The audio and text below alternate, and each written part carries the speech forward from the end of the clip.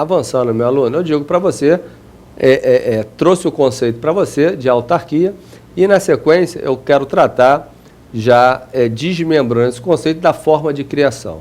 Como é que se cria uma autarquia? Né? Você, quando visualiza o artigo 37, inciso 19, ele diz que a autarquia será criada por lei específica. Atenção, fico muito preocupado com isso, porque o aluno que não tem formação em direito, ele sofre com essa informação, porque na prova o examinador coloca que a autarquia será criada por lei complementar específica. O aluno, no primeiro momento, fica naquela dúvida: o que seria uma lei complementar, o que seria uma lei ordinária? Chama atenção que lei complementar é criação do constituinte originário, surgiu na Constituição de 88. Antes de 88 não existia o Instituto da Lei Complementar.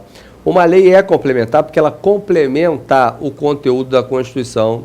Bem, para que você tenha uma lei complementar aprovada, necessariamente tem que haver a votação da maioria absoluta dos membros da Casa Legislativa, ou seja, pelo menos mais da metade dos deputados federais, mais da metade dos senadores. Lembrando para você que nós temos 513 deputados federais e 81 senadores. Então, para aprovar essa lei, você certamente teria que ter pelo menos 256 deputados federais e 41 senadores querendo que essa lei seja aprovada. Isso é lei complementar. Na lei ordinária, você teria aí a maioria relativa.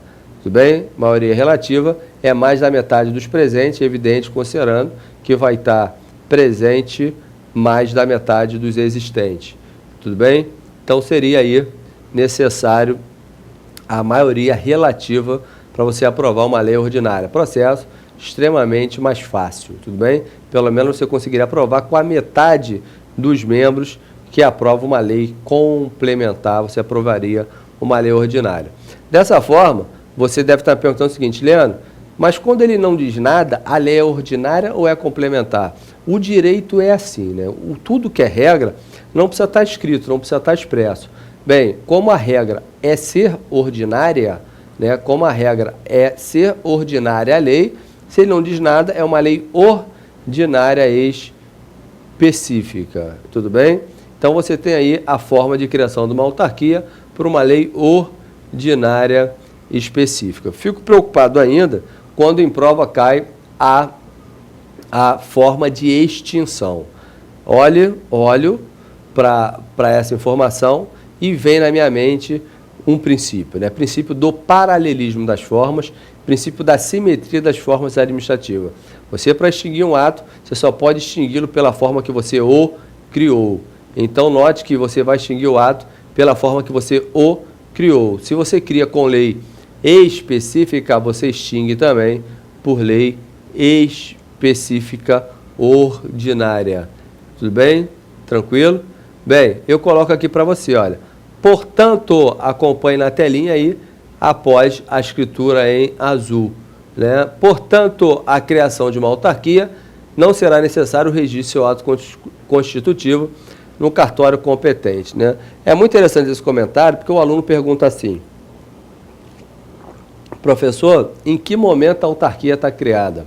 A partir do momento que a lei criadora entrar em vigor, a partir da vigência da lei, tudo bem? A partir da vigência da lei, tranquilo? Note que qualquer outra entidade que não tenha personalidade jurídica de direito público, você, para criar, você observa a criação de uma empresa privada. Então, note que a autarquia não, a autarquia se cria por lei. Agora, se nós estivéssemos tratando de empresas estatais, deveríamos registrá-la no cartório competente. Aí, o nascimento se daria com o registro.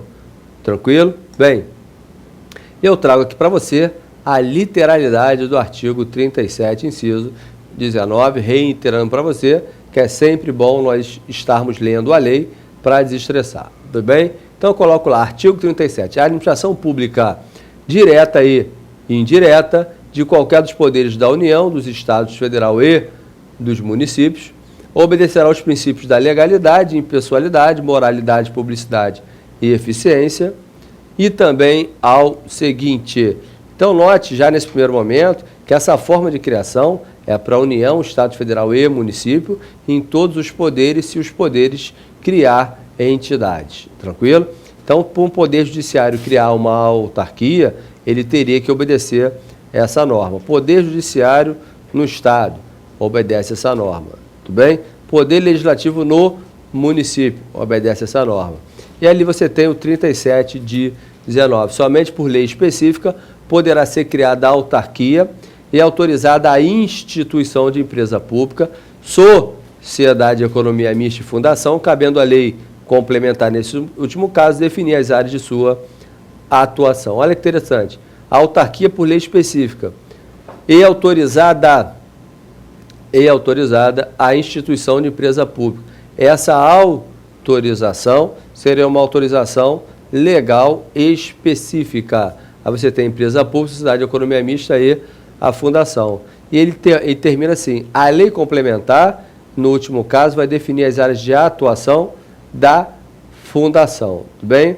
Havia uma discussão doutrinária, hoje já bem pacificada, quando surgiu esse dispositivo, que a lei complementar vai definir a área de atuação da empresa pública, da sociedade de economia mista e da fundação, porque aí seria o último caso. O primeiro caso seria a autarquia, o segundo caso, essas entidades. Não é isso.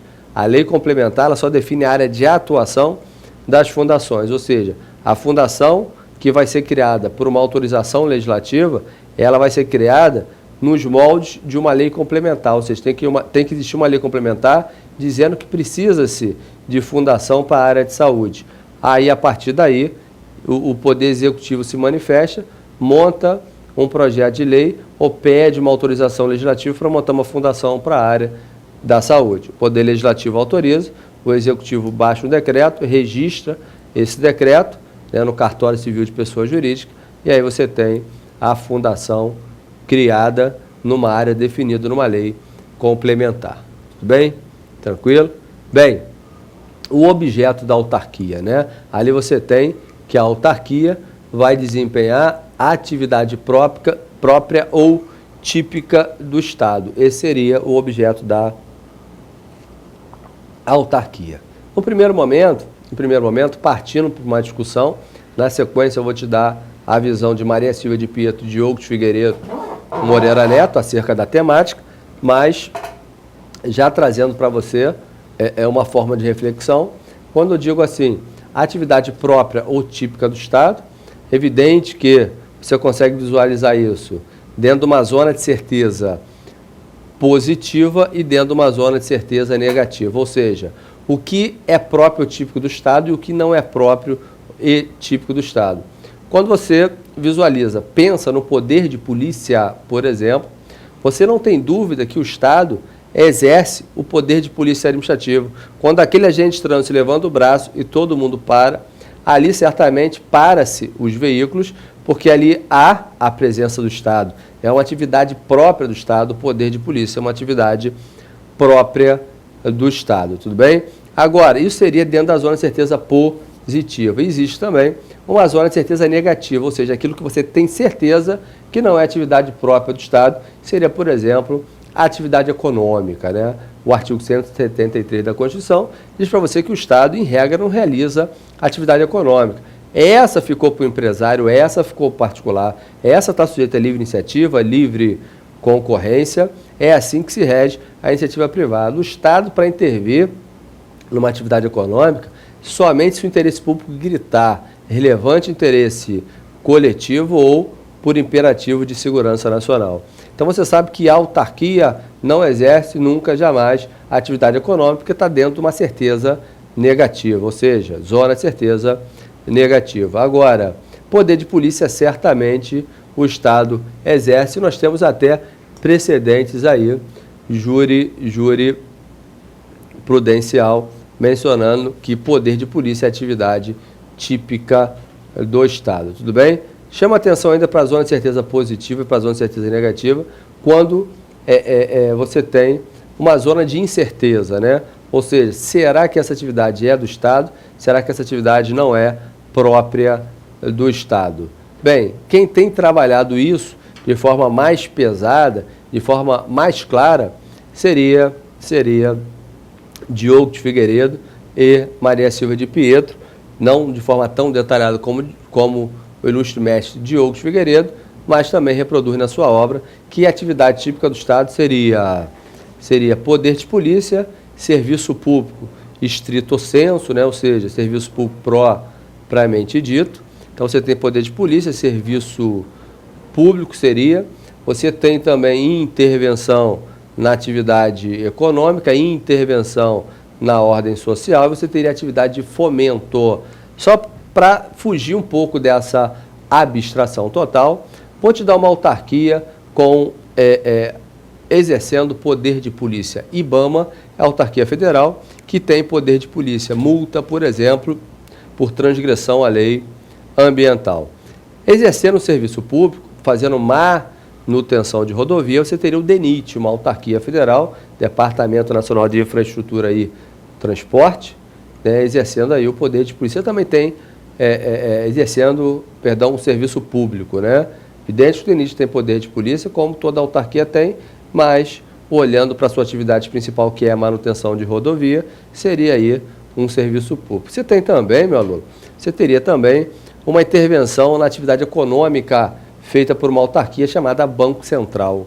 O Banco Central faz intervenção na atividade econômica, regula o mercado, regula as operações dentro de instituição financeira, né? O sistema monetário nacional está todo interligado com normas expedidas pelo próprio Banco Central. Tudo bem? Bem, você tem também uma intervenção na ordem social através da nossa autarquia INSS. Você teria também uma outra atividade hoje, né, devendo ser considerada, porque é sim uma atividade que é a cara do Estado gerencial brasileiro, incentivando a sociedade civil a resolver seus próprios problemas, o Estado se tornando cada vez mais subsidiário, se afastando dos problemas e deixando a sociedade se autogerir. Evidente que bancando essa sociedade, dando ela recursos para sobreviver, essa atividade seria a atividade fomento. Nós temos autarquias que trabalham incentivos fiscais de maneira a estabelecer uma igualdade entre as regiões do país. Nós temos de maneira bem contundente, né, onde você vai conseguir visualizar com facilidade, a Sudan e a Sudene, tudo bem? Já foi Sudan, já foi Sudene, já foi Adan, já foi Adene. Se não mudou novamente, evidente, né, que muda para esconder os escândalos que toda hora, né, nós encontramos nessas autarquias, mas você tem a Sudan e a Sudene como duas outras autarquias que trabalham atividade de fomento. Tudo bem? Tranquilo?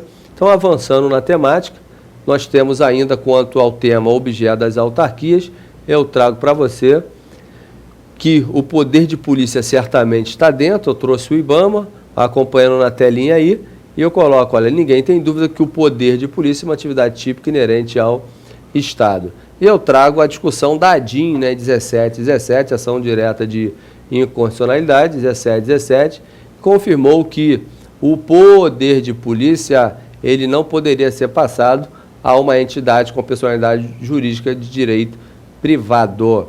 Tudo bem? Então, o STF entende hoje que só poderia desempenhar o poder de polícia na sua integralidade, ou seja, o poder de polícia você vai estudar numa aula própria, que ele tem fases, né?